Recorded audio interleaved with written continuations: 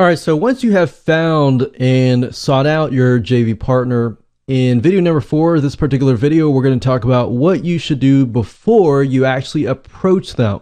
All right, and this is very, very important.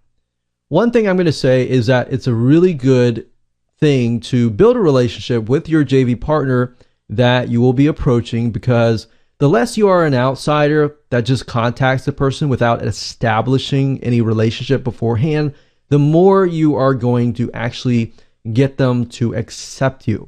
Now, like I said, even if you do this and your product is in direct competition with theirs, they're more likely going to say, I'm sorry, I can't do that. You know, even if they really like you and they really want to, they're probably going to say no.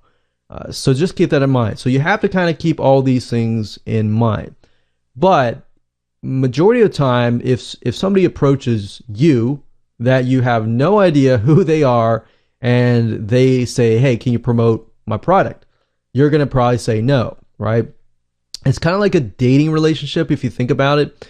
You don't go up to a person and say, hey, will you marry me, right? You have to build a relationship first. You have to be like, hey, you want to go on a date? Like, or hey, let me buy you this lunch, or let me buy you this dinner. And it doesn't have to be a dating relationship. It could be a friendship, or anything like that. You could be like, hey, hey, I'll bring you out to lunch and let's talk, So you do it step by step like that, and eventually it becomes a relationship, right?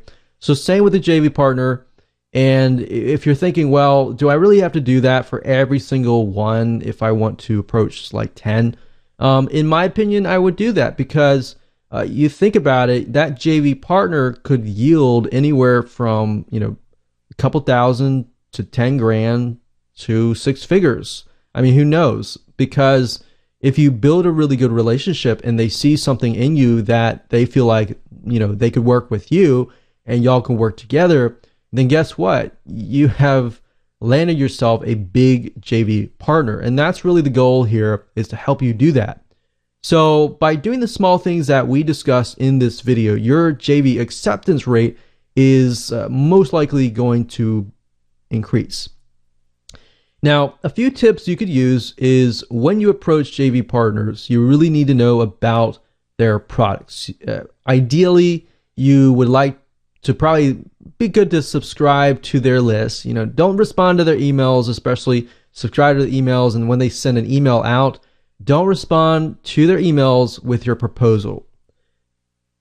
Instead, what you want to do is respond with building a relationship. Nothing is more annoying than actually getting, a JV proposal straight up after you've blasted an email out. So, like I said, go slowly, build a relationship first. I mean, we talked about this earlier, but think about it as a dating relationship, or think about it as, just a friendship. You never ever ask for a hand in marriage or on the first date, right? Although I have heard of such cases, and I know people who have been asked for their hand in marriage on the first date before. And unfortunately, I've seen those cases. In those cases, all those people do is they share with other people about what happened. So same with the JV partner, same concept. What ends up happening is if you do that, they actually know other JV partners. They know a lot of people with bigger lists, and they have groups of people that they talk to. So you never want to be that person, okay? So one way of doing this is buying their products. JVs are more likely to look at what you're offering, and that's not a guarantee or anything like that, but most likely they're going to take their time if you took the time, right? It's a two-way relationship. If it's a one-way relationship, they're going to feel like you don't care, you just want money, you just want to use them, right? You never want to feel that way. So same thing in this case.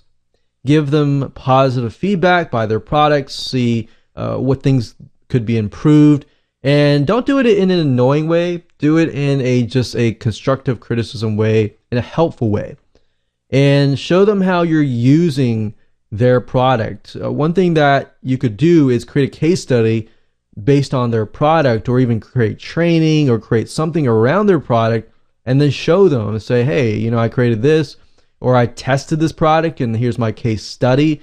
People have done that before, and I was just wowed and amazed. And that really, really steps things up to a whole new level. All right. So show them how you're using their product, build a relationship with them, get advice from them, or even pay consultation. Of course, don't be the guy who just contacts them all the time, free advice. You know, pay them for consultation. You know, try to get to know them really, really well on a more personal relationship. Because guess what? Then they'll trust you, they'll know you better, and then, as you know, the relationships that you have and the connections that you have are really, at the end of the day, are what going to help you get in. All right, so now you know that. Let's talk about things you must have before you approach them.